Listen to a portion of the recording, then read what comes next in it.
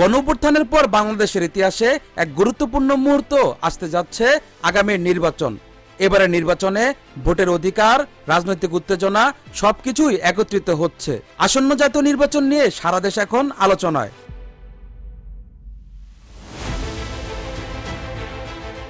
বাংলাদেশের জাতীয় নির্বাচন নিয়ে রাজনৈতিক উত্তেজনা, জনগণের প্রত্যাশা এবং নির্বাচন কমিশনের প্রস্তুতি, প্রশ্নগুলো ঘুরপাক খাচ্ছে সবার মধ্যে। তবে কি চ্যালেঞ্জ আসছে সবার সামনে? ভালো একটা নির্বাচন হোক, আমাদের দেশে একটা গণতান্ত্রিক সরকার আসুক এবং আইন শৃঙ্খলা, নতুন সরকার আসলে আইন শৃঙ্খলার স্বাভাবিকভাবেই উন্নতি হবেই। স্বাধীন করলাম যে দেশটা, এখানে যে আমাদের যে চাওয়া কাঙ্ক্ষিত যে নির্বাচন, ওই নির্বাচনটা আমার মনে হয় সুস্থ হবে না। এবারও যে থাকবে না তা না, কিছু না কিছু জটিলতা, কিছু না কিছু প্রশ্ন, কিছু না কিছু প্রবলেম থাকবে। তো এটা সলভ করার জন্য আমি মনে করি প্রশাসনের একটা অ্যাকশন নেওয়া উচিত। আমার মনে হয় যে না, সকলেরই এখানে অংশগ্রহণ করে এই নির্বাচনটাকে সুষ্ঠু শৃঙ্খলভাবে এই জনগণের মাঝে উপহার দেওয়া। এরই মধ্যে স্বৈরাচার আওয়ামী লীগের মতো দল মাঠে না থাকলেও বিএনপি, জামাত, এনসিপি সহ সব দলের প্রচারণা চলছে জোরে সোরে।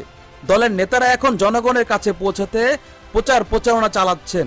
অন্যদিকে সুষ্ঠু নির্বাচন নিয়ে শঙ্কা প্রকাশ করছে অনেকে। আমরা খুবই আশাহত হয়েছি।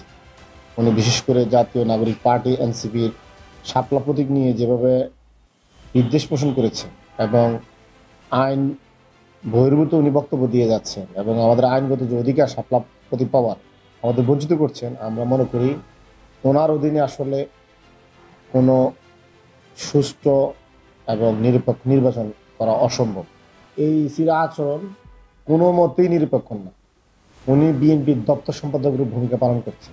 যাকেই দেই, যার সাথে আমরা শেয়ার করি, ওনারা ছাড়বেন, আমরাও তা ছাড়বো, যাতে আমাদের হাইয়েস্ট আমাদের ইনভলভমেন্টটা থাকে। পাশ করে আসার জন্য যাতে জনগণের সাথে সম্পৃক্ততা সহ নির্বাচনী কার্যক্রমটা যাতে কোনো খুঁত না থাকে, কোনো দুর্বলতা, সীমাবদ্ধতা যাতে না থাকে।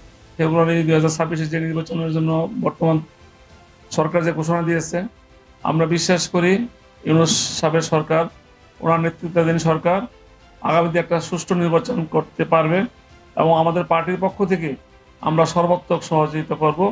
যদি তারা সর্বাত্মকভাবে সুন্দর, সুশৃঙ্খল এবং শান্তিপূর্ণ একটা নির্বাচন করার চেষ্টা করে, আমাদের পার্টির পক্ষ থেকে আমরা সহযোগিতা করব। এদিকে নির্বাচন কমিশন তাদের সব রকম প্রস্তুতি সম্পন্ন করতে ব্যস্ত সময় পার করছে। প্রার্থীদের তালিকা, ভোট গ্রহণের ব্যবস্থা, কেন্দ্রের নিরাপত্তা সবই আছে তাদের প্রস্তুতিতে।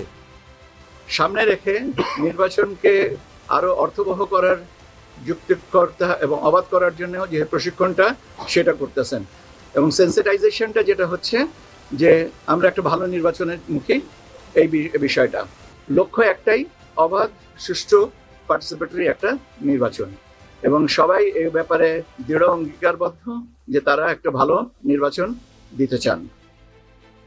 বাংলাদেশের নির্বাচন ইতিহাসে এটি একটি গুরুত্বপূর্ণ মুহূর্ত বলে বলছেন এই রাজনৈতিক বিশ্লেষক। তার মতে আসন্ন নির্বাচন যদি সুষ্ঠু না হয় এবং দেশের রাজনৈতিক প্রেক্ষাপট পরিবর্তন না হয়, তবে জনগণের আশা আকাঙ্ক্ষা জলাঞ্জলি হয়ে যাবে।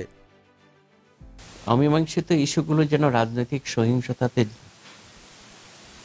টার্ন না করে, সেটাকে লক্ষ্য রাখাটাই হচ্ছে সরকারের কাজ, আইন শৃঙ্খলা বাহিনী। তবে এখানে বড় দলগুলোকে অত্যন্ত দায়িত্বশীলতার পরিচয় দিতে হবে। তারা যদি মনে করেন যে তারা যেটা বলছেন এটাই মানতে হবে, এটা মানসিকতাটাই খারাপ। এটা তো সেই ফ্যাসিস্ট মানসিকতাই হলো, সেটা বিএনপি হোক আর জামাতি, তাই না? এখন তারা যদি ওই মানসিকতা শো করেন তাহলে তো সংকট বাড়বে, যে আমি যেটা বলতেছি এটাই মানতে হবে। ওইটাকে যে কোনো মূল্যে তাদের নিজেকে সংযত করতেই হবে। মানে বল এখন রাজনৈতিক দলগুলোর কোর্টে দিয়ে দেওয়াটা ইউনূসের জন্য বুদ্ধিমানের কাজ। তাদের দায়িত্ব আছে, তারা দায়িত্ব পালন করুক।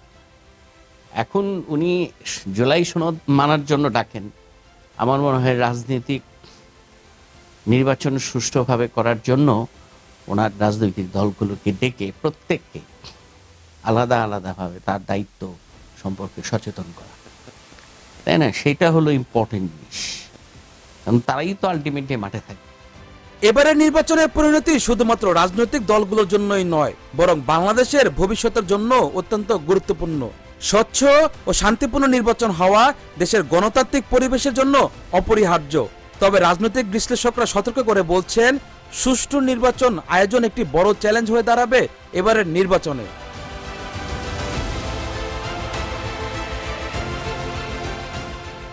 Shahadat Hossain Imran, channel S, Dhaka.